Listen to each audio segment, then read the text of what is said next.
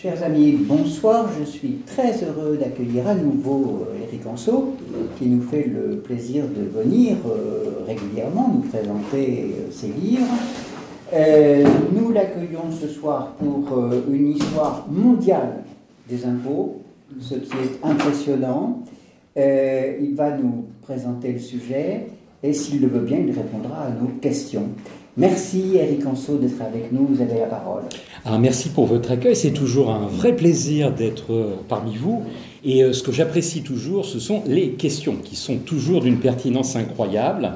Donc ce que je vous propose, c'est un petit exposé assez rapide, peut-être d'une demi-heure, et au terme duquel, bien évidemment, je suis très ouvert, très attentif, très impatient d'entendre vos questions. Alors pourquoi me suis-je intéressé à l'impôt? Parce que depuis un certain temps, après être parti d'une histoire de la Deuxième République, du Second Empire et de la Troisième République, qui sont mes spécialités, je me suis tourné vers une étude de l'État sous toutes ses facettes. Le but étant qu'avant, si Dieu me prête vie, avant ma mort, je publie une histoire de l'État. Mais avant, donc, je pose un certain nombre de jalons. Alors voilà quelques années, ça fait 3 ans je crois, j'ai publié une histoire des élites françaises, sujet ô combien d'actualité, pour voir les rapports des élites avec le peuple français. Donc on parle beaucoup de populisme, donc il s'agissait de voir comment tout ça s'articulait. Je partais des Lumières, j'allais jusqu'au temps présent. À la suite de quoi, j'ai donné une histoire de la laïcité. Parce que là encore, le principe de laïcité est mal compris. Ça me fait dresser les cheveux sur la tête lorsque j'entends les journalistes ou nos hommes politiques en parler. Il y a une forme d'instrumentalisation et de méconnaissance. Donc je voulais, vous m'aviez invité à ce sujet. Nous avions mon ami Lucien Jaume qui était, il n'avait pas pu se déplacer, mais qui était en visio et qui regardait le débat. Et donc après la laïcité, après les élites, je m'intéresse là aux impôts, puisque c'est aussi, on va y venir, quelque chose de tout à fait central dans l'État. Si je cherche à définir, je remets mes lunettes, mais l'impôt, alors l'impôt, je rappellerai tout d'abord qu'il est corrélé directement à l'État, puisqu'en fait, il apparaît, c'est ce qu'on montre dans le livre, il y a 5000 ans, quand les premiers États apparaissent, 3000 ans avant Jésus-Christ. On pensera à l'Égypte pharaonique, on pensera à la Crète de la civilisation minienne, on pensera également, par exemple, aux cités de Mésopotamie, comme Our ou Lagash. Donc vous voyez, ça ne nous rajeunit pas. À partir du moment où les hommes s'organisent en société, qu'ils cherchent à se défendre par des murailles, tout cela coûte cher, il faut aussi une armée. Parfois on est un peu expansionniste, on veut conquérir les cités ou les États voisins. Et à partir de ce moment-là, on va imposer des tribus où on va créer justement cet impôt. Alors une définition de l'impôt, et c'est pour ça que je mets mes lunettes. L'impôt, il faut être précis, donc l'impôt, voilà la définition que nous donnons dans notre introduction, c'est un transfert de richesse qui peut être en argent et qui peut être en services ou en biens matériels que les individus, les groupes humains ou les entreprises se voient contraints d'effectuer au profit d'une puissance supérieure. Alors, c'est un État, c'est ce que je vous disais, mais ce peut être bien sûr des autorités locales, on pensera aux impôts locaux aujourd'hui, ou encore des instances intermédiaires. Alors, on l'oublie dans nos États contemporains, mais bien évidemment, les seigneurs à l'époque féodale, le clergé avec la dîme, percevaient eux-mêmes l'impôt. Benjamin Franklin, et on le rappelle également dans l'introduction, l'un des pères fondateurs des États-Unis d'Amérique, avait eu cette formule en 1789, « En ce monde, rien n'est certain, hors la mort et l'impôt ». Et je crois que c'est, en fin de compte, assez juste. Alors, tout à l'heure, cher ami, vous, dans la petite salle qui se trouve derrière, vous m'expliquez, mais comment faites-vous pour écrire comme ça un livre tous les ans? Bon, là, je vais être très honnête avec vous. J'ai un co-auteur, et un co-auteur qui a été absolument formidable pour 2 raisons. D'abord, parce que c'est lui qui a fait les recherches en archives et en bibliothèque. Je ne devrais pas le dire, mais bon, voilà. Moi, j'avais une idée de problématique, j'avais une idée de plan, je voulais cette profondeur historique et cet aspect comparatif. Mais lui avait des domaines d'expertise très particuliers. Moi, je suis l'historien de l'État. Lui, c'est un civilisationniste, Jean-Luc Bordron, anglais et américain. Il a une très grande expertise sur le monde britannique, mais également sur les États-Unis. Et on y viendra peut-être un petit peu dans mon propos, mais peut-être également dans vos questions. il y a une spécificité, vous le savez, du monde anglo-saxon par rapport à notre pays. Alors, en termes d'État, c'est assez fascinant. L'État anglais et l'État français se construisent en même temps, 12e, 13e siècle, et il y a un jeu autour des impôts, c'est-à-dire que nos camarades britanniques inventent des impôts que nous reprenons, et nous leur transmettons également un certain nombre d'impôts dont ils vont faire en quelque sorte leur miel. Et par rapport aux États-Unis, qui est un pays très libéral dans son information et dans son rapport à l'impôt, eh bien là, je dirais, c'est presque un jeu d'opposition par rapport à notre pays. Je vais vous donner quelques chiffres tout à l'heure, assez étatistes et où l'impôt occupe une place extrêmement grande. Donc avoir l'expertise d'un spécialiste du monde anglo-saxon était de ce point de vue très intéressant.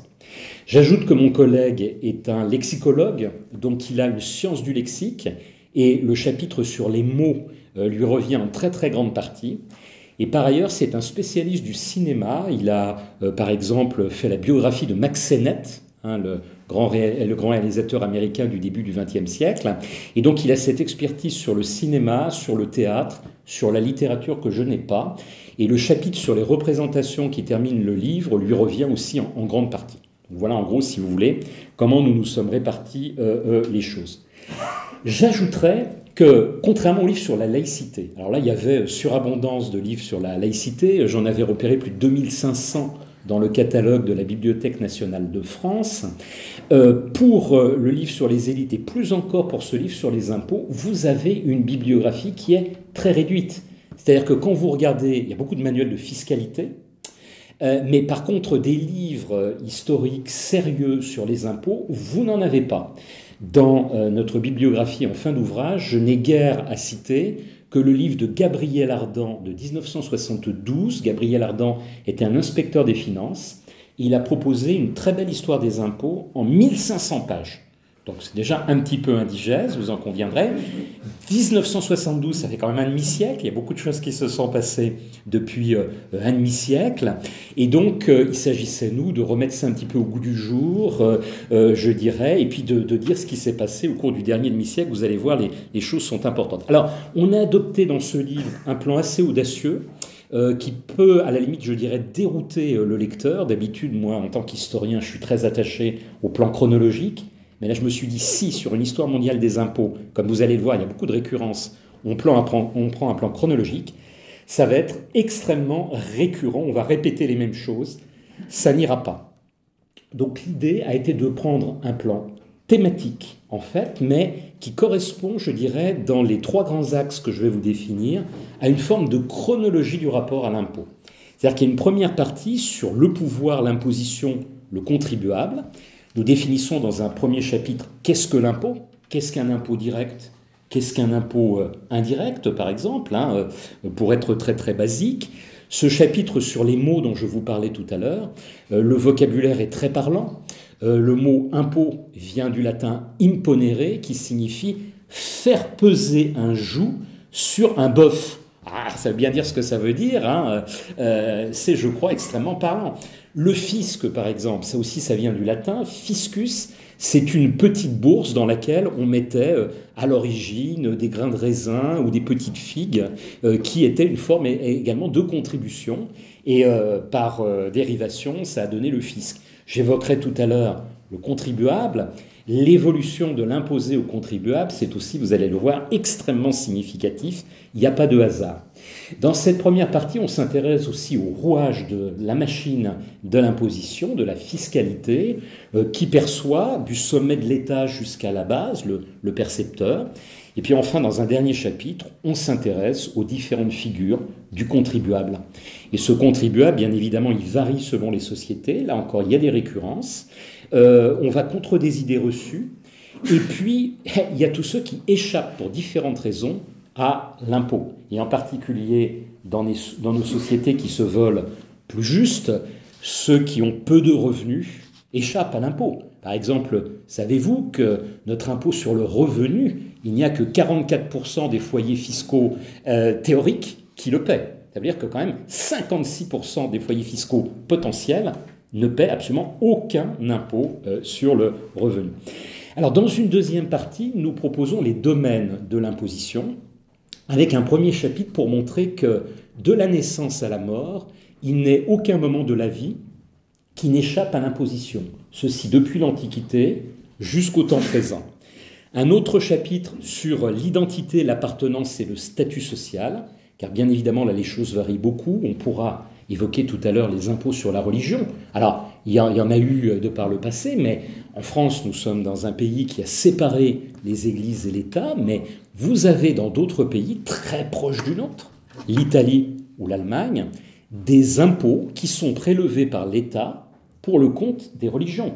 En Allemagne, c'est le Kirchensteuer, c'est-à-dire l'impôt pour les églises, qui peut représenter des sommes considérables. Vous déclarez sur votre déclaration de revenus à quelle confession vous appartenez, et vous avez entre 5 et 10% de votre imposition qui est versée en fait au clergé que vous avez choisi. Ce qui vous explique pourquoi l'Église catholique allemande, qui n'est pas la plus nombreuse d'Europe, est en revanche et de très très loin la plus riche. Mais ça vaut également pour le luthéranisme, la religion très présente au nord et à l'est de l'Allemagne, qui est richissime grâce à ce Kirchensteuer. En Italie, vous avez un impôt qui s'appelle le otto per mille, c'est-à-dire le 8 pour 1000 ou le 0,8%. Et c'est pareil, 0,8% de l'imposition de nos camarades italiens retourne à l'Église, principalement, bien évidemment là-bas, à l'Église catholique. Un chapitre également, pardonnez-moi le terme un peu vieillot, mais que j'aime bien, rigolo, sur l'accessoire. Alors, quelle n'est pas ma surprise, je m'en s'en doutais un petit peu avec mon collègue Jean-Luc Bordron, depuis que je fais des médias, j'en ai fait beaucoup sur ce livre, c'est sur ce chapitre que très souvent on me pose le plus de questions, parce que voilà, on parle d'abat, on parle d'un impôt russe sur les barbes, on parle d'un impôt sur les perruques, donc ça la presse aime bien, et donc j'ai eu énormément de questions sur ce chapitre sur l'accessoire. Et puis, et là je conclurai tout à l'heure par ça, une ultime chapitre de cette deuxième partie sur les nouvelles préoccupations du XXIe siècle, parce que là, il y a beaucoup de choses qui ont changé, je dirais, on va le voir tout à l'heure, et en particulier, peut-être, adviendra-t-il un impôt mondial. Pour l'instant, la plupart des impôts, 98% des impôts se conçoivent dans le cadre des États-nations. Il y a un rapport très net de l'impôt à la souveraineté, bien évidemment. Ça nous renvoie à ce que j'avais dit dans une conférence précédente, Jean Bodin, bien évidemment. On retrouve l'impôt dans le livre fondateur séminal de Bodin.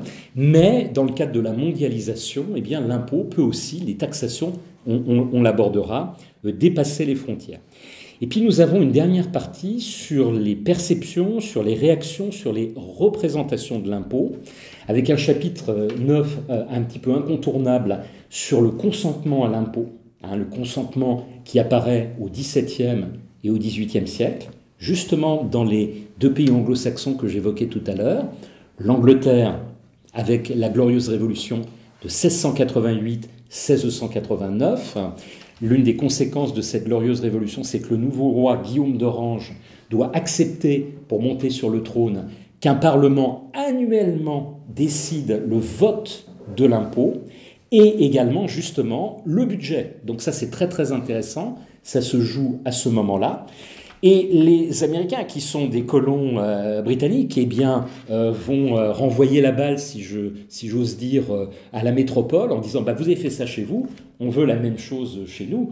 C'est la fameuse Boston Tea Party, dont sortira la Révolution américaine, la Constitution de 1787 et le principe du consentement chez nos camarades états-uniens, chez nos camarades américains. Et chez nous, bien évidemment, à la suite, 1789, la Déclaration des droits de l'homme et du citoyen, un préambule, 17 articles. Sur les 17 articles, vous en avez 2 qui évoquent l'impôt. C'est amusant, cette Déclaration des droits de l'homme et du citoyen, parce que chaque fois que je fais un livre, elle m'est très utile. Sur les élites, je citais 2 articles. La laïcité, il y avait 3 autres articles. Là, il y en a 2 sur le livre sur l'impôt. Mon prochain livre, c'est un livre sur l'histoire de la nation française. Et là, il y a 3 articles sur la nation française. Donc, vous voyez, vraiment, cette déclaration, merci les révolutionnaires. Désolé, les amis. Août 1789, elle est très, très importante pour quasiment tous les sujets que je traite en tant qu'historien de l'État. Et alors, dans cette déclaration, c'est important. Pourquoi ? Parce que vous avez un mot qui apparaît, j'évoquais tout à l'heure le vocabulaire, c'est le mot « contribuable ». Contribuable, c'est quoi? On va contribuer volontairement à l'impôt. Cette fois-ci, on n'a plus le joug de l'impôt qui pèse sur soi, mais c'est nous-mêmes qui acceptons, pour le bien commun, pour le bien public, de verser une part de nos revenus à l'État. Et ça, c'est tout à fait fondamental, bien évidemment, dans la modification des choses. Il n'en demeure pas moins, même si les choses ont diminué, quoique, qu'avant 1789, comme après 1789, vous avez des contournements de l'impôt.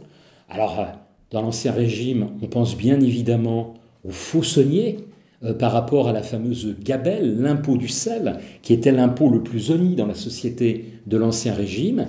Et comme vous aviez des frontières, il y avait des provinces qui ne payaient pas l'impôt du sel, car elles en produisaient elles-mêmes, en particulier les territoires côtiers, et d'autres territoires, au contraire, qui payaient très lourdement cet impôt du sel, cette gabelle, eh bien, vous aviez entre les différentes provinces ces contrebandiers, ces fauçonniers, à quelques noms extrêmement célèbres, Mandrin, bien évidemment, et celui que vous connaissez tous, Jean Chouan. Alors, ce qui est assez amusant concernant Jean Chouan, Jean Cottereau, surnommé Jean Chouan, parce qu'il imitait le cri de la chouette pour de nuit se faire reconnaître de ses camarades fauçonniers, c'est qu'au départ, il est vent debout contre le pouvoir monarchique, et justement, il le contourne. Et après, avec la Révolution, eh bien, il va devenir l'un des défenseurs, l'un des héros de la monarchie critiquée puis mise à bas. Donc là, c'est un retournement de l'histoire très très intéressant. Alors, il y a les contournements. On évoquera peut-être tout à l'heure dans les questions l'aspect des paradis fiscaux qui a pris une très très grande ampleur depuis la fin du 19e siècle et encore plus au 21e siècle. Mais vous avez également les révoltes. Et des révoltes, vous en avez toujours eu.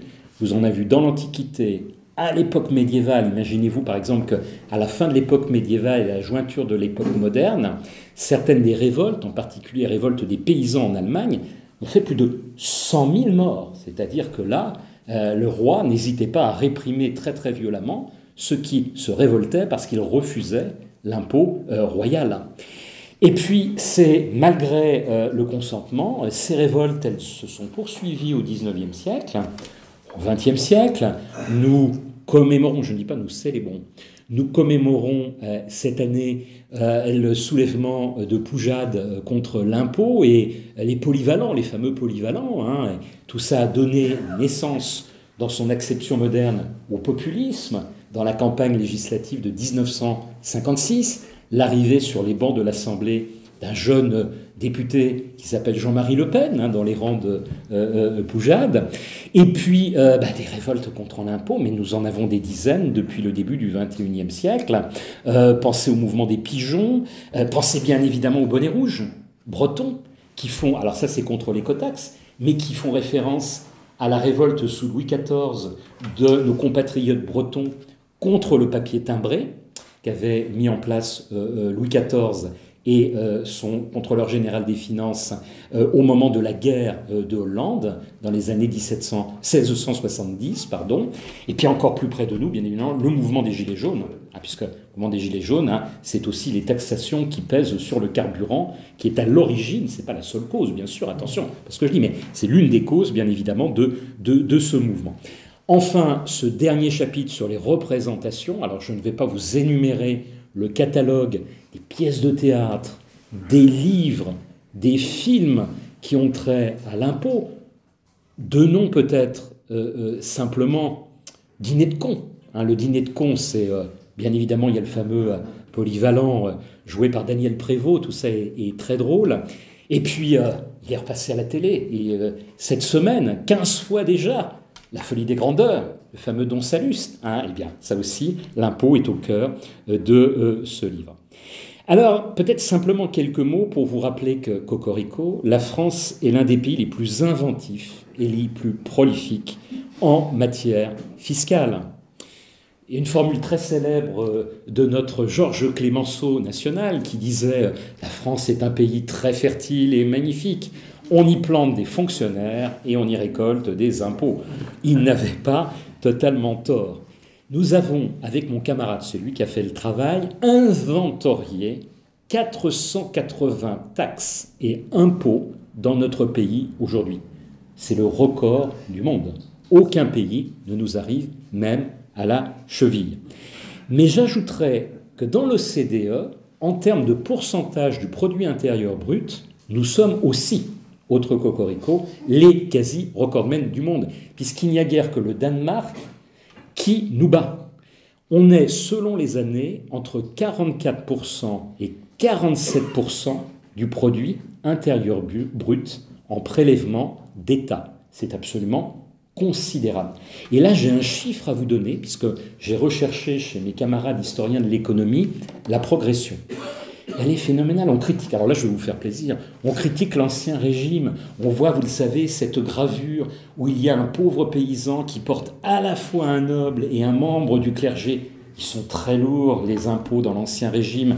L'expression taillable et corvéable à merci date de cette époque-là. Mais, autant qu'en disent les historiens de l'économie, à l'époque, ça représente de l'ordre de 2 à 3% du produit intérieur brut, mesdames et messieurs. Alors, bien évidemment, attention, l'impôt d'Ancien Régime est très injuste. Notre impôt est beaucoup plus égalitaire. Mais, par contre, 2 à 3%, mesdames et messieurs. Au milieu du 19e siècle, on est entre 5 et 7%. Vous voyez déjà la progression de l'État. Parce que l'État, désormais, s'est arrogé le développement des infrastructures, on penserait aux chemins de fer, etc., la santé, l'éducation, qui jusque-là relevait de l'Église, tout ça coûte cher et explique l'augmentation des impôts. À la veille de la guerre 14-18, nous sommes à environ 10%. Et je vous rappelle le chiffre aujourd'hui, 45 à 46%. Vous voyez un petit peu cette progression tout à fait incroyable. Une complexité du code des impôts absolument phénoménal. C'est un code des impôts qui augmente. Parce que l'un des grands principes que nous montrons dans le livre, c'est que quand on a créé une taxe ou un impôt, il est rarissime qu'on le supprime. Il y a quelques exemples, on en donne une quinzaine au fil du livre, chapitre sur les anecdotes, et puis dans le cas français, je citerai la vignette automobile, c'est peut-être l'exemple le plus connu, créé au début des années 1950 pour aider nos petites retraites, assez rapidement détourné de son but initial, et supprimé au tournant des années 90 et 2000. D'abord la vignette pour les particuliers, et puis la vignette sur les véhicules professionnels dans la foulée. Mais c'est bien l'exception qui confirme pour le coup ici la règle. Et puis je dirais, pour apporter de l'eau à mon moulin, j'ai lu avant-hier un article du Point que vous avez peut-être vu passer. On prétend que notre président Emmanuel Macron est un président libéral. Permettez-moi de contester un petit peu le terme, puisque en 2022, dit l'article du Point, 46 milliards d'euros supplémentaires, je dis bien supplémentaires, ont été prélevés sur les Français. Alors une partie, c'est la TVA, bien sûr, on reviendra peut-être sur la question de la TVA, mais il n'y a pas que la TVA. Donc vous voyez un petit peu la progression, elle se poursuit, c'est indiscutable. Alors, je disais qu'on conclurait un petit peu cette conférence avant vos questions en évoquant ce qui change. Dans notre conclusion, j'insiste sur ces changements. Il y avait le chapitre sur les nouvelles préoccupations du XXe siècle dont je vous ai parlé tout à l'heure. Alors, le consentement, ça change beaucoup de choses, bien évidemment. L'idée que le contribuable devient peut-être même un acteur de son impôt.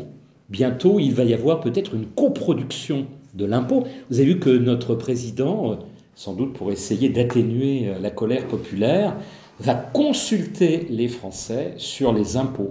Quels impôts, mes chers compatriotes, souhaitez-vous que nous prélevions sur votre dos ?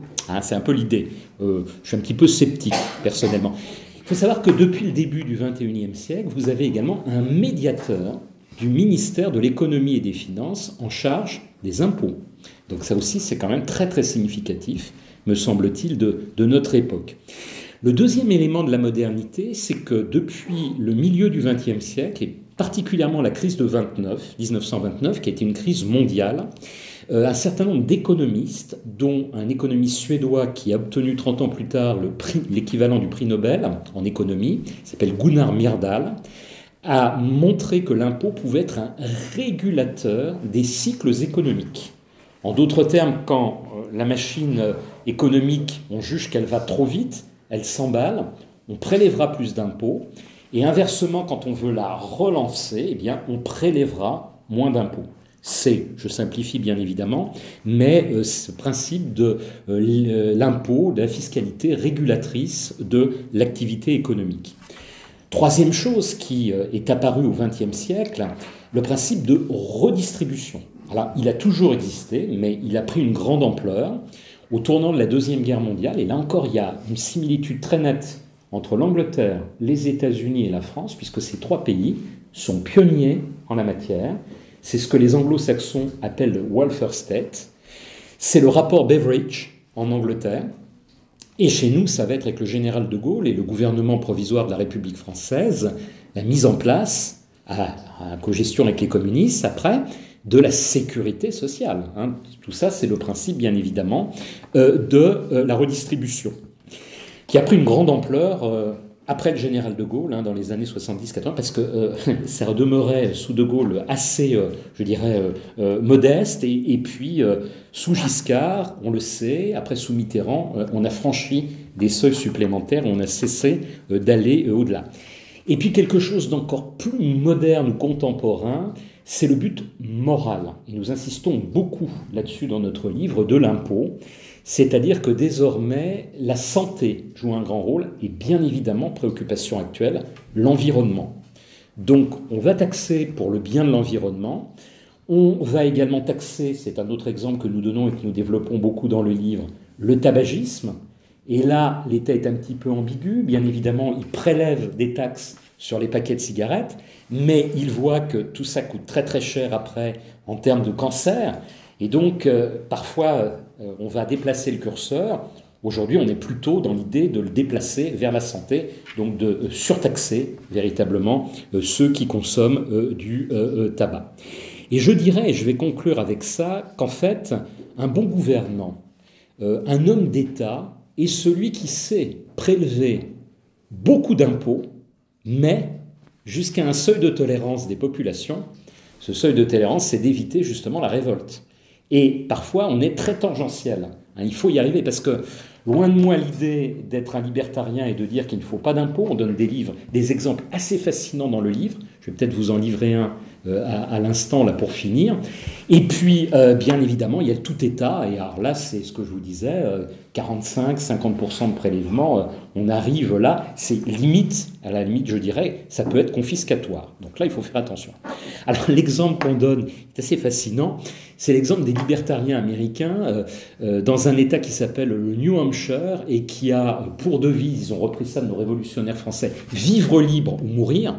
Donc c'est vous dire si au pays des libertés, cet État qu'est le New Hampshire est intéressé plus encore que les autres par la liberté. Les libertariens se sont installés il y a une trentaine d'années dans une commune qui s'appelle Grafton, où ils ont cherché à s'autogérer. Alors ils ont décidé qu'il n'y aurait plus de police. Ça coûte cher la police. Ils ont décidé qu'il n'y aurait plus de services médicaux. Ils ont décidé qu'il n'y aurait plus de pompiers. Ils ont décidé qu'il n'y aurait plus d'électricité la nuit. Ils étaient écologistes avant l'heure. Hein. Le souci, c'est que plus d'électricité la nuit, donc la criminalité, elle a monté. Et comme il n'y a plus de police, eh bien, il n'y a plus personne pour réprimer. Plus de pompiers. Ils avaient la plus belle église coloniale en bois de tout le New Hampshire. Elle a flambé. Mais elle a flambé jusqu'à la dernière planche. Et plus de pompiers pour éteindre l'incendie. Et vous me croirez, si vous voulez, en fait c'est la réalité, et bien en fait ils sont un petit peu revenus de leur libertarianisme, ils ont réintroduit des taxes et des impôts parce qu'ils avaient trouvé qu'ils avaient été vraiment trop loin. Voilà, je vous remercie et puis je suis à votre disposition pour répondre à vos questions. Merci beaucoup. Donc le débat est ouvert, je vous en prie. Qui veut prendre la parole? Je vous en prie. Oui. Commencer. Alors, vous avez évoqué tout à l'heure le fait que les impôts étaient créés de plus en plus fréquents et nombreux en France notamment. Et comme exemple d'impôts ayant disparu, donc en citant uniquement l'exemple de la taxe, de la vignette auto. Qu'en est-il de la taxe d'habitation que notre cher Emmanuel Ier a annoncé comme étant supprimée pour être réélue dernièrement, que vous n'avez pas évoqué, donc Pour quelle raison? Elle est évoquée dans le livre. Et deuxième question, à propos de l'impôt religieux en Allemagne ou en Italie, qu'en est-il des contribuables qui ne se déclarent d'aucune religion? Alors, c'est deux questions bien évidemment extrêmement pertinentes. Je vais commencer par la deuxième. Alors, c'est parce qu'elle appellera la réponse la plus rapide de ma part. En fait, vous pouvez déclarer que vous n'appartenez à aucune confession sur votre déclaration. Et à ce moment-là, comme rien n'est perdu par l'État, la somme, vous ne la payez pas pour autant, hein, quand même, l'État n'est pas fou. Donc ça va au pot collectif, et là, c'est pour l'État, si vous voulez. Hein. Donc, soit c'est pour l'Église, soit si vous êtes aconfessionnel, agnostique ou athée, là, ça va pour l'État. Hein. Premier élément. Alors, effectivement, il y a cette fameuse taxe qui nous intéresse beaucoup, parce que dans beaucoup de communes, mais pas toutes, elle a été supprimée, pour certaines catégories de contribuables supprimées, et pas pour d'autres. Oui, mais voilà, là, c'est pas l'État qui l'aperçoit, vous le savez, c'est les collectivités locales. Et donc là, il y a un énorme souci, vous le savez, que l'argent ne rentrant plus, on voit les effets délétères que cela entraîne. Pensez par exemple aux routes qui ne sont plus entretenues, les nids de poules, et c'est un exemple parmi d'autres. Donc en fait, les collectivités territoriales sont vent debout.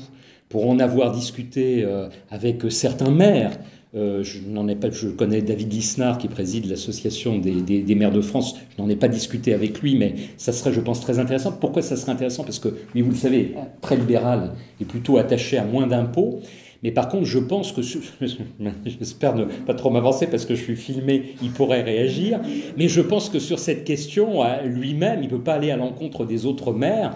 Il trouve qu'on a été beaucoup trop loin là-dedans parce que, bien évidemment, l'argent, il faut le trouver. Ou si on ne le trouve pas, c'est nos collectivités locales qui vont en pâtir. Donc là, il y a un vrai problème, peut-être une forme de démagogie, je dirais, de l'État, qui s'est en grande partie défaussé. Il a supprimé ce qui ne lui revenait pas directement. Et bien souvent, c'est ce qui se passe dans notre bel État, c'est-à-dire qu'on se décharge sur les collectivités et par contre, on garde bien évidemment les impôts qui nous concernent directement. C'est un peu le souci. Alors, c'est en partie compensé, je pense, par aussi une hausse de la taxe foncière. Exactement. Et ça doit être une contribution locale, ça ne reste pas moins d'impôts. Exactement, tout à fait. Et on l'évoque d'ailleurs abondamment dans le livre, bien sûr. Tous ces impôts locaux. Raoul, vous avez dit il y a un seuil de tolérance dans toute l'histoire. Exactement. Mais quand il y a le retour sur investissement dont vous parliez, l'aide aux plus pauvres, l'aide à la médecine, etc., est-ce qu'il y a un équilibre entre les deux? Ça a pu arriver. Alors, donnons l'exemple. Alors, loin de moi l'idée qu'il n'y a pas eu de révolte et de problème sous le général de Gaulle. Vous avez eu quand même la grande révolte des mineurs de 1963. Et puis vous avez eu le mouvement social de mai 68. Par contre, et j'attends qu'on me démente, entre 1958 et le départ du général de Gaulle en 1969, vous n'avez pas eu de révolte. On était arrivé, je dirais, ici à une forme de consentement. Le mouvement poujadiste, c'est sous la 4e République en fait qu'il éclate. Vous allez avoir dans les années 1974 un mouvement qui s'apparente beaucoup à Poujade, c'est le Sidunati. Vous avez sans doute connu, moi dans ma prime jeunesse, on parlait beaucoup de Gérard Nicou. Mais Gérard Nicou, c'est 1972 ou 1973, après le général de Gaulle. Et là, vous avez, du point de vue qui nous occupe, je vais utiliser la formule, une forme de parenthèse enchantée. Donc ça peut arriver, vous voyez, dans l'histoire, qu'il y ait des gouvernements et des chefs d'État qui arrivent à trouver, de ce point de vue, le bon équilibre. C'est pas spécifique d'ailleurs à la France. Ça arrive aussi chez nos amis britanniques. On pourrait donner des exemples de premiers ministres qui arrivent mieux que d'autres. Pour en rester là, le mécontentement des anciens combattants dans les années au tout début de la Ve République, c'était pourquoi? Oui, alors effectivement. Parce qu'il y a eu des manifestations. Oui, mon ami Bertrand Renouvin ne m'épargne pas, bien évidemment. Bien évidemment. Mais, bon, reconnaissez, cher Bertrand, ça ne... Si, c'est ça. C'est ça. Oui. Mais parce que c'est les comment dirais-je, les pensions, les petites pensions qui n'étaient pas suffisantes, et effectivement, parce que l'indexation justement sur les taxes n'était pas suffisante. Donc il y a ce phénomène. Bon, reconnaissons que par rapport à ce qui se passe aujourd'hui, c'est quand même extrêmement limité. Mais vous avez raison, on trouve toujours quand on cherche. Alors, Pierre-Henri, après Guillaume. Guillaume d'abord. Ah bah Guillaume d'abord, si je ne sais pas. Question d'un internaute, ne faudrait-il pas pour que plus de citoyens soient, faudrait-il pas que plus de citoyens soient contribuables afin que l'imposition soit mieux acceptée en France? Alors ça, c'est le vaste débat entre l'impôt proportionnel et l'impôt progressif, en particulier l'impôt sur le revenu. Alors d'abord, je rappellerai, j'ai donné tout à l'heure le chiffre du fait que peu de Français sont soumis finalement à l'impôt sur le revenu, mais je rappellerai que dans notre impôt, l'impôt sur le revenu, on focalise beaucoup sur lui, mais ne représente qu'une part infime comparativement aux impôts indirects, et en particulier à la taxe sur la valeur ajoutée. Autre cocorico, la TVA est une invention française des années 1950 qui a été reprise d'abord par les autres pays européens, l'Allemagne, les autres pays, même nos camarades britanniques qui n'étaient pas encore dans la communauté économique européenne s'y sont mis, et puis d'autres pays du monde s'y sont mis aussi, parce que c'est indolore, enfin ça paraît indolore, et on arrive à prélever par la TVA des sommes absolument considérables. Hein. Mais je reviens à cette question comme de l'impôt sur le revenu, parce qu'elle est intéressante. On s'est posé la question en France, quand on l'a mis en place à l'extrême fin du 19e siècle et au début du 20e siècle, c'est Joseph Caillaux, le ministre des Finances, à la veille de la Première Guerre mondiale, qui l'a fait passer au Parlement. La Grande Guerre l'a un petit peu différé et il a été véritablement appliqué au lendemain de cette Grande Guerre. On s'est posé la question, est-ce qu'on allait le rendre proportionnel ou progressif? Alors quand il est progressif, il est plus juste socialement, c'est-à-dire que seuls les riches sont taxés, et plus on est riche, plus on est taxé, et puis par le biais des tranches, quand on n'est vraiment pas riche du tout, c'est ce que je disais tout à l'heure, on est sous le premier seuil, on n'est pas du tout taxé. L'impôt proportionnel est mathématiquement beaucoup plus juste, puisque c'est le pourcentage en fait des revenus qui va donner l'impôt. Et là, dans le cadre de l'impôt proportionnel, tout le monde paie l'impôt. C'est ce qu'applique un certain nombre de pays. C'est le principe de la flat tax. Par exemple, les Russes, on le sait peu, mais les Russes appliquent l'impôt proportionnel. Les Américains appliquent l'impôt proportionnel. Vous avez une vingtaine de grands pays qui appliquent cet impôt.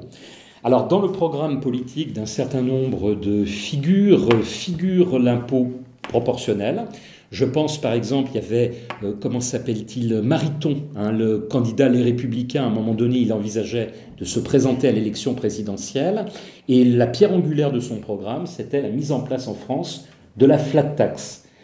En fait, en France, peut-être que notre histoire l'explique, peu de candidats se sont risqués à cet impôt proportionnel. En Angleterre, Margaret Thatcher, alors portait un autre nom, hein, la poll tax, hein, avait cherché à la mettre en place dans le cadre des municipalités. Et je vous rappelle qu'on dit que nos camarades britanniques sont très libéraux. C'est quand même ce qui a entraîné la chute finale de Margaret Thatcher. Hein. Donc c'est effectivement, elle est tombée sur la poll tax. Et John Major, qui était de son parti, a rétropédalé très rapidement. Il a vu que le terrain était très très glissant. Donc voilà pour répondre à la question. Oui, il y en a un qui est arrivé 3e élection, qui l'avait proposé. Pourtant, c'est pas trop un truc de gauche, mais Mélenchon l'avait proposé justement le fait d'appliquer à tous les niveaux et répartir justement de manière proportionnelle l'impôt, avec par contre en augmentant beaucoup plus haut les tranches les plus. C'est-à-dire dépasser les 45% qui sont actuellement pour monter à 40%. Oui, alors Mélenchon c'était très particulier parce que c'était un système mixte en fait. Hein. Il était à la fois, il restait progressif, donc je suis un petit peu en désaccord avec vous parce qu'il demeurait avant tout progressif. Simplement, il introduisait une forme de proportionnalité. Alors, c'est une idée, parfois on fait des... Mélenchon, c'est pas trop ma tasse de thé, bon, ça va être public, mais bon, peu importe, je m'en fiche, hein, je donne mes idées. Mais parfois, on lui fait de mauvais procès. Et là, en l'occurrence, je dirais, c'est un mauvais procès qu'on lui fait. Pourquoi ? Parce que l'idée que tout le monde paie un minimum d'impôts, c'est l'idée que nos concitoyens qui actuellement n'en paient pas, eh bien, s'investissent en quelque sorte dans la vie de la nation et se réintroduisent dans la citoyenneté. Donc, c'est pas forcément ici une mauvaise idée, je dirais. Enfin, c'est un peu mon point de vue. Mais c'était mixte, hein, et ça demeurait avant tout quand même progressif, hein, même s'il y avait cette proportionnalité. Oui. Pierre-Henri. Moi, c'est moins une question qu'une demande de précision sur Oui. un des chiffres que vous avez donné, les 98% d'impôts au niveau mondiaux qui relèvent des États. On parle Oui. de la masse récoltée, on parle en termes de nombre, et surtout, qu'est-ce que ça inclut? Dans Oui. les 98, il y a aussi l'infra-étatique. Bien évidemment, oui, oui. Donc, quels sont les 2%? Oui, alors, ça c'est un chiffre que j'ai donné à la louche, c'est pas un chiffre scientifique. Les chiffres scientifiques, je vous les ai donnés tout à l'heure, c'est cette progression de la part du PIB. Ça c'est avéré, c'est appuyé sur des études et des thèses d'histoire économique extrêmement solides, ou pour les chiffres les plus récents, eh bien c'est des chiffres que vous trouvez sur les sites, comme le site de l'OCDE par exemple. Donc ça, tout ça c'est vérifiable. Là, c'est le ressenti, si vous voulez, que j'ai par rapport à l'étude que nous avons menée. Donc je vous ai dit 98% pour vous frapper, mais si ça se trouve c'est 96 ou 95%. C'est une proportion davantage qu'un chiffre précis. Et j'incluais dedans bien évidemment l'infra-étatique, parce que je reviens à un exemple que je vous donnais tout à l'heure, c'est les États-Unis. Et là aussi, c'est un peu contre-intuitif. On dit les États-Unis, c'est un pays très libéral, vous avez peu d'impôts. Alors, il y a peu d'impôts dans le cadre de l'État fédéral, c'est-à-dire au sommet. Par contre, il y a deux autres échelons. Vous avez les États fédérés, et là, c'est extrêmement variable. Je vous donnais tout à l'heure l'exemple de l'État du New Hampshire, qui est un État très libéral, voire libertarien, mais vous avez des États qui sont, je dirais, gouvernés en particulier par les démocrates, et il y a des démocrates qui sont quand même à gauche, beaucoup moins à gauche que nos figures politiques en France, mais quand même à gauche, et donc là où la part d'imposition est supérieure. Et puis vous avez un troisième niveau aux États-Unis, qui est le niveau des villes, des communes, et là vous pouvez avoir des impôts qui sont très conséquents. Donc quand on parle d'impôts, il faut raisonner à plusieurs niveaux, bien évidemment.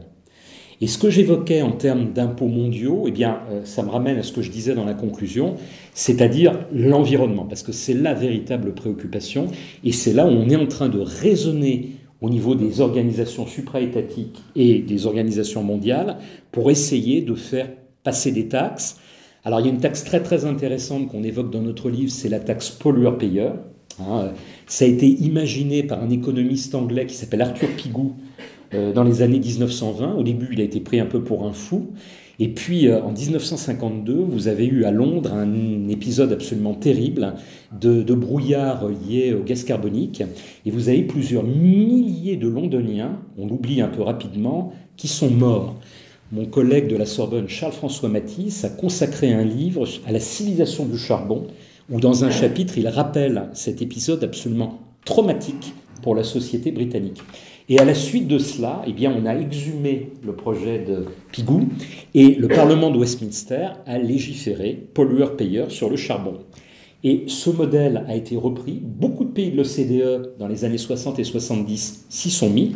Mais là, il est question de franchir un seuil supplémentaire, parce que c'est dans le cadre des États aujourd'hui, peut-être à l'échelle internationale. C'est pour ça que je disais qu'on va peut-être évoluer sur quelques cas, en particulier l'environnement, avec des taxes au niveau mondial. Ça pourrait advenir. C'est une hypothèse, un plan de travail. Qui veut prendre la parole? Oui, je vous en prie. Et après, Alain. Une autre question qui me vient à l'esprit. Vous parliez tout à l'heure de record du monde pour la France avec 440 taxes et impôts. Plutôt 480. 480. Comment expliquer ce foisonnement en France et ce taux aussi élevé, aussi en pourcentage qu'en nombre d'impôts et de taxes? Parce qu'en France, on n'a pas de pétrole, mais on a des idées. C'était un slogan de ma jeunesse. Nous sommes, et c'est pas une pirouette, nous sommes extrêmement inventifs. Je vous évoquais tout à l'heure l'apparition des États. Je reviens à l'histoire, parce que l'histoire est quand même mon domaine. 12e, 13e siècle, l'État capétien qui se met en place, parallèlement ce qui se passe en Angleterre. Et vous avez, c'est très à la mode en histoire, des circulations d'informations entre les États et une inventivité des États qui apparaît à ce moment-là. Et les Français ont été particulièrement inventifs avec les Britanniques en la matière. Je vous donne un exemple simplement. On cite ça dans le livre, je suis aussi beaucoup questionné par les médias là-dessus. Vous avez la marquise du Dauphin, qui était une très très grande salonnière au milieu du XVIIIe siècle, à l'époque des Lumières, qui disait « on taxe tout hormis l'air que nous respirons ». Et elle ne croyait pas si bien dire, parce qu'il se trouve qu'en France, à l'époque, il n'y avait pas de taxation de l'air, mais nos amis britanniques avaient déjà eu cette idée avec la window tax qu'ils avaient mis en place au XVIIe siècle. C'est-à-dire qu'en fait, il taxait le nombre de fenêtres. Alors ça, c'était très commode parce que plutôt que de rentrer chez les gens pour voir les biens qu'ils avaient, vous comptiez le nombre de fenêtres en façade et vous imputiez la richesse. C'est une conséquence chez nos amis britanniques, ça crée un style, ce qu'on appelle le style géorgien. Dans les magnifiques demeures britanniques des grandes villes, vous aviez beaucoup moins de fenêtres, simplement c'était des très très grandes fenêtres, puisqu'on était taxé au nombre de fenêtres. Et les révolutionnaires français, au moment justement de ce que je vous évoquais tout à l'heure, ont copié ça, parce que les révolutionnaires français ont supprimé les taxes honnies de l'Ancien Régime, qui étaient des taxes très impopulaires, les taxes indirectes, comme la gabelle par exemple. Napoléon réintroduira l'impôt sur le sel, mais pendant l'époque révolutionnaire, on n'a plus ça. Mais en revanche, on va développer les impôts directs. Et ils se sont dit, ah, génial, nos amis britanniques, cette window tax, on va l'appliquer, mais on va rajouter les portes. C'est la fameuse taxe sur les portes et fenêtres, qui va durer jusqu'à la mise en place de l'impôt sur le revenu, et même un peu au-delà. On ne supprimera cette taxe qu'au début des années 1920. Donc voilà un exemple d'inventivité parmi beaucoup d'autres. Vous savez que assez récemment, on taxe même les abris de jardin. Et puis alors là, c'est la grande nouveauté, dans la déclaration qu'on doit faire, désormais, on s'immisce, là, quand on est propriétaire et qu'on loue le logement, on doit déclarer toutes les pièces, quel est le locataire, désormais, les salles de bain, j'ai vu ça, et les cuisines deviennent des pièces à part entière. Donc voilà, je suis très content, moi j'ai un petit T2, ça devient un T4, mais je pense que du coup, on va payer beaucoup plus dessus. C'est les exemples de l'inventivité française. L'inventivité, ça tient peut-être aussi à l'ancienneté de la création mais de bien l'État sûr, français, mais bien sûr, mais bien sûr. comme de l'État britannique, mais qui est plus libéral. Donc, tout à fait, tout à fait, tout à fait. Il y a cette antériorité, et donc cette créativité est liée à cette antériorité, bien sûr. Avant de passer la parole à Guillaume, et pour en rester à la France et l'Angleterre, justement cet échange d'inventions, qu'est-ce que ça donne pratiquement? Est-ce que on sait que le système français d'Ancien Régime est horriblement complexe, inégalitaire, comme vous l'avez dit, mais alors les Anglais, est-ce qu'ils font mieux que nous? Est-ce que c'est un meilleur système fiscal du point de vue de la rentrée de l'argent et du point de vue du poids sur le contribuable? Chabaton voulait dire dans l'histoire ou actuellement? Dans l'histoire. Alors dans l'histoire, je dirais, soyons honnêtes, bon, je ne suis pas forcément très anglophile, mais soyons honnêtes, oui. Oui. L'État, on le sait trop peu, mais l'État britannique est assez centralisé au regard de l'histoire. Pour arriver à une forme de centralisation, il faudra la monarchie absolue avec nos rois à partir du XVIIe siècle. Avant, on a quand même des taxes qui demeurent extrêmement locales, là où depuis Londres, le pouvoir central arrive davantage à imposer un système unitaire. Donc il y a moins de confusion, je dirais, à l'époque médiévale et à l'époque moderne, outre-Manche, qu'il y en a indéniablement en France. De ce point de vue, il y a un effort de rationalisation par les monarques absolus, et au premier rang desquels Louis XIV, parce que Louis XIV a un certain nombre de penseurs dans son entourage assez remarquables, auxquels on peut rendre hommage. Je pense d'une part à Colbert et je pense de l'autre à Vauban. Alors Vauban ne sera pas suffisamment écouté à mes yeux par le roi Louis XIV, mais Vauban avait l'idée de la dîme royale, qui était un impôt extrêmement moderne, puisqu'il s'agissait en fait de taxer tout le monde, y compris les nobles et le clergé. Alors, les nobles et le clergé étaient taxés, mais ils l'étaient beaucoup moins que ne l'était le tiers-état. Il y avait le système de l'Assemblée générale du clergé, donc le don gratuit, qui faisait qu'on s'auto-taxait. C'était un système un petit peu particulier. Et Vauban veut un système plus égalitaire, car il veut tenir compte des révoltes très nombreuses qui sont advenues au XVIIe siècle. Donc je dirais, Vauban est d'une modernité absolument inouïe. Il veut à la fois moderniser et simplifier le système. Il ne sera pas écouté, il sera écouté partiellement, puisque sera mis en place au XVIIIe siècle l'impôt du XXe, qui est un peu moins lourd que ce que voulait mettre en place Vauban, mais voilà, il y a une simplification, mais elle demeure insuffisante. Les Britanniques sont, je dirais, plus dans la simplification qu'on a pu l'être sous l'Ancien Régime. Alors aujourd'hui, là, ma réponse sera plus complexe et plus, je dirais, dans la nuance que pour l'époque médiévale et moderne, dans la mesure où je ne dirais pas que le système britannique est forcément très réussi. Quand on voit l'état de leur propre service public. Alors nous, on se plaint, bien évidemment. On a des taux d'imposition très élevés, il y a de la déperdition en ligne très très importante, et on voit que notre école, notre système de santé, notre magistrature fonctionnent mal. Mais il faut regarder aussi ce qui se passe outre-Manche. On ne peut pas dire que l'hôpital public britannique fonctionne bien. On ne peut pas dire non plus que l'école, j'ai des amis qui sont professeurs en Angleterre, dans le secondaire, dans le supérieur, fonctionne bien également. Donc voilà, il faut se comparer. On est très pessimiste en France. Comparons-nous, et voilà, il n'y a pas que des motifs non plus de pessimisme. Ça se passe pas forcément aussi très très bien chez nos camarades étrangers. Alain, Je ne sais plus où j'en il y suis. avait Alain, je crois. Alain et après Guillaume. Oui. Vous venez de répondre largement à ma question, parce qu'en fait, quand on compare les taux d'imposition, on nous répète à la société que la France est, avec le Danemark, plus performante, si j'ose dire, dans ce domaine. Mais est-ce qu'on compare toujours derrière les prestations qui sont apportées par l'État, l'ensemble, ou des services qui gravitent autour de lui? Parce que, bien sûr, effectivement, on peut avoir un taux d'imposition très faible si on n'a pas de service public. Mais je vous rejoins à 200%. Tout dépend du modèle que l'on veut, bien évidemment. Alors, il y a de la déperdition très importante sans doute chez nous, mais nous avons aussi quand même un système de protection sociale qui est, il faut le reconnaître, l'un des meilleurs du monde. Les pays nordiques qui nous rejoignent également en termes de prélèvements importants ont des systèmes sociaux, le Danemark en particulier, qui sont à la pointe. Donc voilà, il faut savoir ce que l'on veut aussi.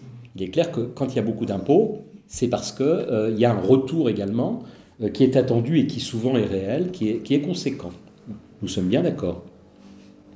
Pour revenir directement à ce que disait Bertrand, justement pour comparer le système britannique et le système français, le système britannique hérite de Guillaume le Conquérant qui fera le Domesday Book, justement pour référencer l'ensemble des...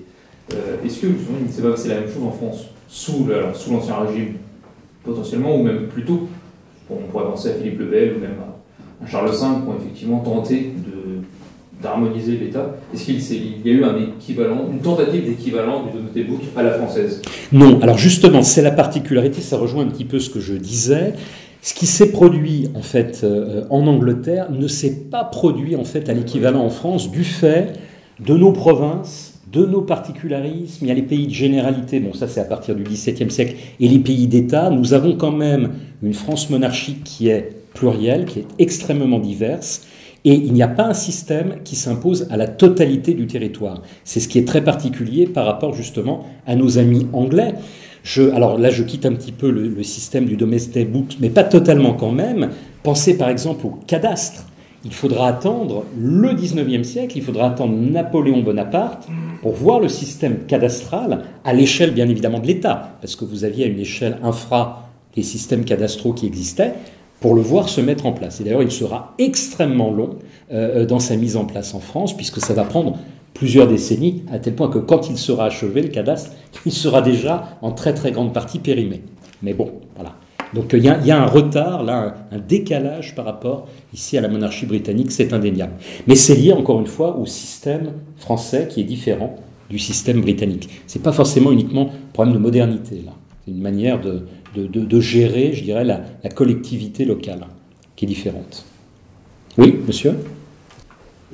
Oui, dans la présentation que vous avez faite du livre et du différents chapitres, vous avez évoqué la question de la collecte de l'impôt. Un peu par esprit de boutade, qu'est-ce que vous pensez de ce système génial qui était celui de la ferme générale, qui avait l'immense mérite de nous faire l'économie d'une administration fiscale? Et est-ce que ce système était français ou est-ce qu'il a été adopté dans d'autres pays? Non, c'est un système qui existe ailleurs, que les Français vont, avec leur génie, importer, mais développer à très très grande échelle. Alors ce système, comme vous l'avez très très bien dit, c'est une économie apparente pour l'État, dans la mesure, c'est vrai, on se décharge sur des privés d'assurer le prélèvement et la collecte des impôts. Au passage, bien évidemment, ils se servent de façon considérable. L'État pense faire une économie, mais il y a une déperdition très très importante. Je renvoie tout à l'heure au film La folie des grandeurs. C'est le système que nous avons dans la monarchie ibérique également. Hein, voilà, il y a un parallèle ici, non pas avec la Grande-Bretagne, mais avec l'Espagne. Alors, ces fameux fermiers généraux, mais sont, j'évoquais tout à l'heure la gabelle qui est l'impôt le plus honni, mais les personnages les plus honnis de l'Ancien Régime, ce sont bien évidemment les fermiers généraux. Ils sont riches à millions, et même lorsque il y a une forme de progressisme chez certains d'entre eux, eh bien, ça ne passe pas, parce qu'ils ont l'étiquette fermier général. On a en tête ce très très grand savant qui est Lavoisier, qui était l'un des fermiers généraux, mais vous savez peut-être que non seulement la ferme générale a été abolie au début de la Révolution, mais que les fermiers généraux qui n'avaient pas pris la poudre d'escampette en partant à l'étranger ont été raccourcis, ont été guillotinés parmi les premiers, dont Lavoisier lui-même. C'est vous dire combien on les appréciait peu. Raoul, vous n'avez pas évoqué les niches fiscales, dont on dit qu'il y a toujours un chien devant pour aboyer. Bien évidemment. Alors on y consacre un chapitre entier, si j'ose dire. Hein. Ces niches fiscales, elles sont très très importantes. Hein. Et dans notre pays qui se targue d'être un pays égalitaire, nous avons dans notre devise liberté, égalité, fraternité, nous avons énormément de passe-droits auxquels ceux qui en bénéficient sont bien évidemment extrêmement attachés. Voilà, l'égalité, c'est pour les autres, mais nous, on est un petit peu à l'écart de cette égalité. Alors, on pourrait évoquer, puisque la question des retraites est à la mode, les niches fiscales, mais alors là, on va me taxer le populisme, qui concernent bien nos élus, hein, il y en a un certain nombre, en particulier nos parlementaires. On pourrait évoquer les niches fiscales qui concernent nos territoires d'outre-mer, puisque dans les territoires d'outre-mer, ces niches fiscales sont extrêmement importantes, ou bien celles qui sont attachées à certaines professions. Hein, nous avons plusieurs centaines, pour le coup, de niches fiscales. Alors on a fréquemment des gouvernements qui nous promettent, qui font le ménage, qui vont faire le ménage dans nos niches fiscales, et concrètement, on s'aperçoit qu'ils reculent assez vite, puisque c'est voilà, la foire d'empoigne, les intérêts particuliers qui ressortent, les menaces corporatistes de blocage, et donc voilà, ça aussi c'est un travers assez franco-français. Ça représente un gros volume. En pourcentage ou en nombre ? En nombre et en pourcentage. Alors, en nombre, on le chiffre dans le livre, c'est les niches fiscales entre 250 et 300, ce qui est tout à fait considérable. En pourcentage, je ne saurais pas vous dire, très honnêtement, je ne veux pas vous dire de bêtises, donc je ne saurais pas vous dire ce qu'elles représentent en termes de pertes pour les pouvoirs publics, ça je ne sais pas. Mais entre 250 et 300 niches fiscales, on en conviendra tous, c'est 250 ou 300 de trop à mes yeux, hein. Et au vôtre je pense aussi, sauf si vous en êtes bénéficiaire. Guillaume, vous expliquez qu'on passe de 3% à 45% entre l'ancien régime et maintenant, oui. la position. Est-ce que, et vous en parlez un tout petit peu, passer dessus en parlant des paradis fiscaux, est-ce que justement l'augmentation de la part d'imposition est proportionnelle à l'augmentation du nombre de paradis fiscaux dans le monde? Parce que c'est quelque chose dont on parle de plus en plus, il y a plus de paradis fiscaux qui apparaissent ou qui se font grand jour depuis qu'ils existaient. Alors, deux remarques là-dessus. Les paradis fiscaux ont toujours existé. On donne dans l'exemple de notre livre, y compris dans l'Antiquité grecque, où un certain nombre de riches qui s'estimaient surtaxés par une cité déplaçaient leur patrimoine dans une autre cité qui faisait prélever moins d'impôts. C'est quand même assez fascinant de voir que ce système des paradis fiscaux a pu exister, y compris dans l'Antiquité. Donc je dirais peut-être moins, pour le coup, à l'époque médiévale et moderne, au moment où les États, que j'évoquais tout à l'heure, se mettent en place, et ils réapparaissent au moment où l'État va progresser au XIXe siècle. Alors, on revient aux États-Unis. Les premiers paradis fiscaux de type contemporain que nous avons repérés, ce sont deux États américains qui s'appellent le Delaware d'une part et le New Jersey de l'autre, qui se transforment en paradis fiscaux dans les années 1890. Le troisième grand exemple, il y en a d'autres entre-temps, mais si vous voulez, là je vous évoque les très très grands exemples. Le troisième grand exemple qui va vous parler, c'est la Suisse, qui devient véritablement un paradis fiscal dans les années 20 et dans les années 30. Ça a deux conséquences importantes, dont une pour nous directement en France. À l'échelle internationale, la Société des Nations va regarder un petit peu ce qui se passe en Suisse à ce moment-là, va taper un petit peu la Société des Nations, c'est l'ancêtre de l'Organisation des Nations Unies, taper un peu du poing sur la table, mais en fait elle est assez libérale, cette Société des Nations, elle a peu de prérogatives, et on laissera les Suisses faire un peu ce qu'ils veulent. Et pour nous, c'est une conséquence directe. Vous connaissez peut-être cet épisode du cartel des gauches. Alors le cartel des gauches, il arrive au pouvoir en 1924, c'est une coalition de partis de gauche, et c'est Édouard Herriot qui devient président du Conseil, un radical modéré, le maire de Lyon. Quand on est maire de Lyon, en général, on est assez modéré. Et donc, non, je fais des digressions sans cesse, excusez-moi. Et donc, Édouard Herriot, il va se heurter à ce qu'on appelait le mur de l'argent, c'est-à-dire une évasion des capitaux, parce que les gens riches avaient peur, justement, d'être surtaxés. Et c'est ce qui entraîne en très très grande partie, c'est pas la seule raison, mais l'une des raisons qui entraîne la chute d'Édouard Herriot en 1926, c'est l'arrivée de Raymond Poincaré. Mais il y a un autre épisode qui est encore plus célèbre, c'est bien évidemment l'épisode du Front populaire, où vous avez également ce phénomène.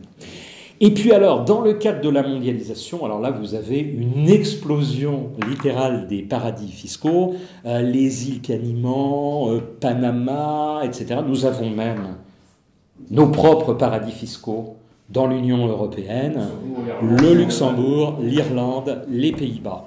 Bon, pour ne citer que 3 d'entre eux.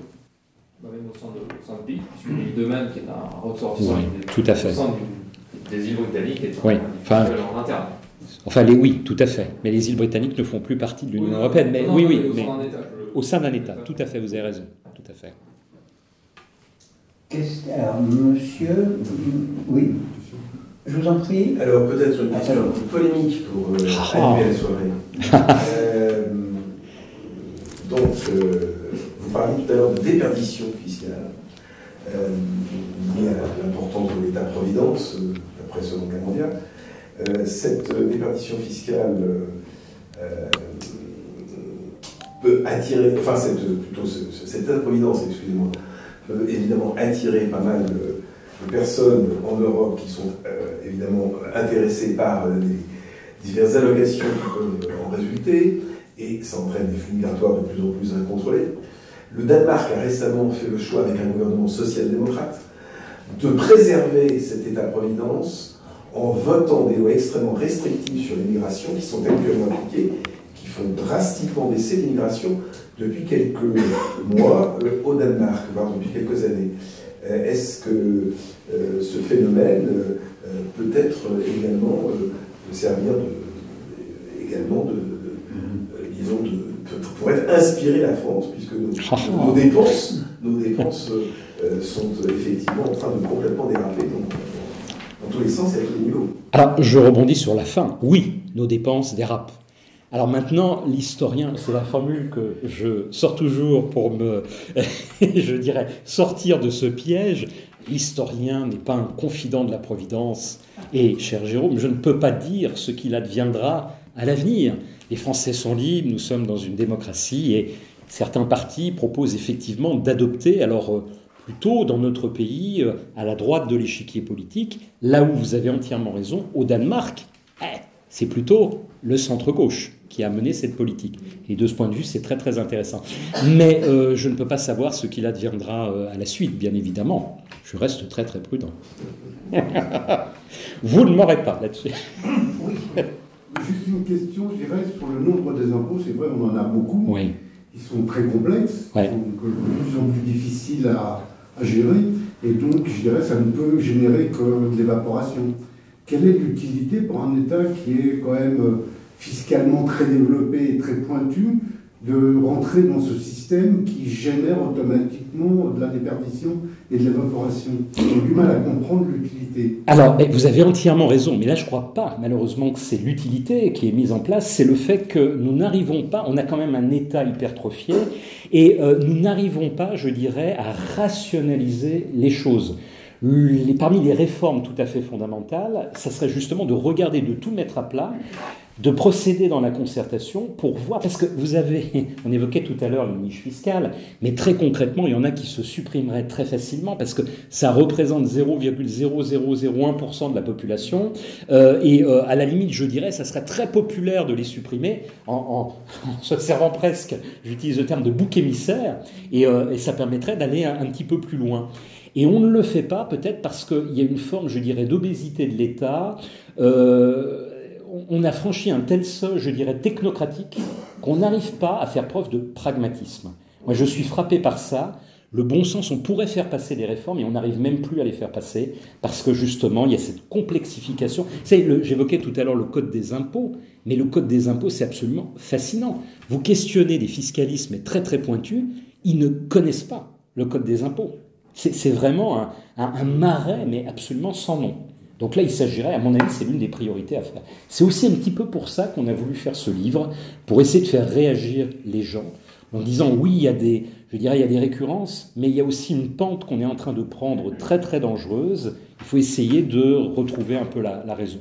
Donc merci pour votre question. Moi je crois que c'est très important. J'en ai une autre. Oui, allez-y. Je disais tout à l'heure, le dernier, un extrait dans Le Point d'ailleurs, oui. Sur le dernier rapport de la Cour des comptes. Vous avez lu le même article que moi. Oui, oui. Voilà. Et c'était assez intéressant parce que ça fait des années que la Cour des comptes pointe certaines dérives, certains dysfonctionnements. Exactement. Certaines logiques de dépenses de l'impôt complètement stupéfiantes. Et bon, à quoi ça sert? Et alors, quel est le rapport entre la Cour des comptes et les impôts? Et je dirais, la Cour des comptes, par rapport au système fiscal, je ne connais pas l'histoire de l'un de l'autre. Alors, la Cour des comptes, elle a été créée par Napoléon Bonaparte. C'est l'une de nos très grandes institutions. Et une autre institution aujourd'hui qui est un peu dans l'œil du cyclone, c'est le Conseil constitutionnel. Moi, la Cour des comptes, j'ai du mal à la prendre en faute. Parce que pour le coup, vous pouvez avoir des personnalités politiques qui sont nommées à sa tête. Il y a eu jadis Philippe Séguin. Après, vous avez eu un représentant éminent du Parti socialiste qui est devenu premier président de la Cour des comptes. Mais ils arrivent complètement à se départir de leurs idées d'origine, je dirais, pour le bien de l'État. Et on ferait bien de lire les préconisations. Ce ne sont malheureusement que des préconisations de la Cour des comptes. Ils n'ont aucun pouvoir, je dirais, d'agir sur l'État. Et les gouvernements, bien évidemment, ne regardent pas souvent ces préconisations, ou les regardent, mais n'en font pas leur miel. Pourtant, il y aurait beaucoup je dirais, un État très courageux, un gouvernement très courageux, utiliserait ces rapports de la Cour des comptes qui sont tout à fait remarquables, justement, pour essayer de rationaliser notre État. On le fait très insuffisamment. Moi, je suis un grand admirateur de ces rapports de la Cour des comptes. Et comme j'aime bien titiller un petit peu nos gouvernants, l'une des choses que je fais quand le rapport annuel paraît, c'est que je prends les éléments les plus intéressants, poil à gratter, et je mets ça sur les réseaux sociaux. Mais la Cour des comptes, c'est avant Napoléon quand même. Alors, il y a deux... Non, mais bien sûr, ça y est. Vous avez raison, mais bien sûr. Tout à fait, bien sûr. Philippe le Bel, non? C'est Philippe le Bel aussi, oui, exactement. Notre grand monarque, l'un des pères de notre État. Cour des comptes de Philippe le Bel. Mais la Cour des comptes contemporaine. Parce que la Révolution est passée par là, et elle a tout cassé, la Révolution. Je vais être réinvité, vous voyez, je suis... Mais vous avez raison. J'ai un autre point que je voudrais aborder. Oui. Oui, je regarde la montre parce qu'il faut qu'Éric Anceau parte à 9h25. Je suis comme Cendrillon, si mon carrosse n'arrive vite pas, je me transforme en citrouille. Donc je m'endors. On va vite pour les questions. Simplement par rapport au Canada qui a eu il y a une vingtaine d'années des gros problèmes, ils ont quand même tranché dans le vif pour faire baisser le taux de fiscalité dans le coût de l'État. Et il y a justement un pays nordique, je ne sais plus lequel, qui était un taux très fort, qui a baissé de 15 ou 20%. C'est le poids de la charge de l'impôt. C'est la Finlande. Je sais plus lequel. Donc il y a quand même des pays qui arrivent à le faire. Bien sûr, mais il faut du courage politique. Mais attention, l'exemple canadien a été peut-être un peu excessif aussi, parce qu'on n'évoque pas tout ce que ça a entraîné. Cela dit, effectivement, la base de tout, c'est le courage politique. Effectivement, pour réformer, le courage. Et alors la deuxième chose, c'est d'essayer de le faire quand même, je ne vais pas être trop polémique, mais dans la concertation. Guillaume. Question d'un internaute. Vous avez évoqué les États-Unis, le Royaume-Uni, la France. L'histoire mondiale des impôts, quelle est la place des autres pays, lesquels sont particulièrement présents et lesquels sont éventuellement trop absents? Dans notre livre, on essaie de couvrir. Alors, mon ami, mon camarade Jean-Luc Bordron, il est à la retraite, donc il a beaucoup de temps. Donc, il a fait un planisphère. Je suis méchant. Il a fait un planisphère et il a pointé tous les pays. Je vous promets que c'est vrai ce que je vais vous dire. Qu'on cite dans le livre. Nous en citons 157. Il y a 205 ou 210 pays sur Terre. Donc, peut mieux faire, enfin, c'est quand même pas mal. Alors, par contre, effectivement, je dirais à la fois nos pôles d'intérêt à l'un et à l'autre, et l'importance historique que j'ai essayé très brièvement de vous faire ressortir de la France, de la Grande-Bretagne et des États-Unis, ce qu'on n'a pas évoqué, par exemple, les affaires de prohibition très intéressantes dans les années 20 aux États-Unis, la politique de Ronald Reagan extrêmement intéressante, le Tea Party Movement aujourd'hui et Donald Trump très très intéressant. Mais donc on met un peu la focale, je dirais, sur ces trois pays que sont la France, le Royaume-Uni, les États-Unis.